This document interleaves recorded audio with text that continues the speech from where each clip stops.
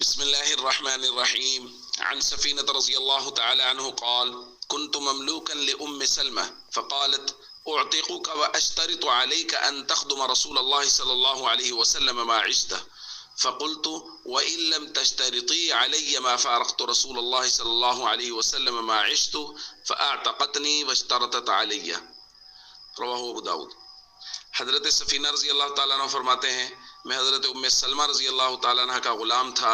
انہوں نے مجھے کہا، میں تمہیں اس شرط پہ آزاد کرتی ہوں کہ تم جب تک زندہ رہو گے رسول اللہ صلی اللہ علیہ وسلم کی خدمت کرتے رہو گے۔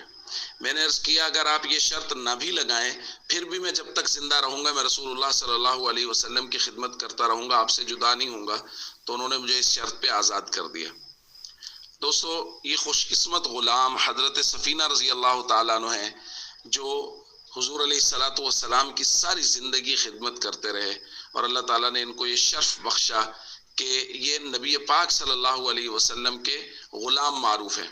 اور انہی کا وہ معروف واقعہ ہے کہ ایک جنگل میں قافلے سے بچھڑ گئے تو شیر آیا، تو انہوں نے شیر سے کہا کہ میں محمد کریم صلی اللہ علیہ وسلم کا غلام سفینہ ہوں اور مجھے قافلے تک پہنچانا تمہاری ذمہ داری ہے۔ تو شیر اپنی نگرانی میں ان کو راہ دکھاتا ہوا قافلے تک چھوڑ کے گئے۔ دوستو، ہمارے لیے درس یہ ہے کہ ہم ایک لمحے کے لیے سوچیں کہ ہم اگر حضرت سفینہ رضی اللہ تعالیٰ عنہ کی جگہ ہوتے تو ہم کیا کرتے۔ تو ہمارے اندر سے آواز آئے گی کہ بالکل ہم بھی ایسا ہی کرتے، ہم حضور کے ساتھ رہتے، ساری زندگی حضور کی خدمت کرتے۔ یہ آواز اندر سے آ رہی ہے، ہر شخص یہ سوچ رہا ہے اگر میں حضور کے دور میں ہوتا تو میں حضور کے ساتھ رہتا، حضور کی خدمت کرتا۔ لیکن ہمارا عمل اور ہمارا کردار اس کی سخت مخالفت کر رہا ہے، یعنی ہم فرائض اور ارکان اسلام پر پابندی نہیں کر رہے، اس کے مطابق زندگی نہیں گزار رہے، حضور کی سنت سے ہم کوسوں دور ہیں، 5 وقت کی نماز ہمارا پورا معاشرہ نہیں پڑھ رہا، اور حضور کے زمانے میں ساری زندگی حضور کی خدمت کرنے کے لیے تیار ہونے کا سوچ رہے ہیں۔ چونکہ وہاں صرف سوچنا ہی ہے نا، 24 گھنٹوں میں ایک آدھ مرتبہ سوچ لیا اگر میں حضور کے زمانے میں ہوتا تو میں تیر مار دیتا۔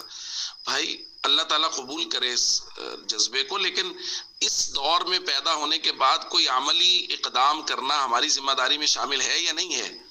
اور وہ ہے، ذمہ لگایا ہوا اللہ تعالیٰ نے، فرض کیا ہو فرائض اور ارکان اسلام، ان میں خاص طور پہ نماز۔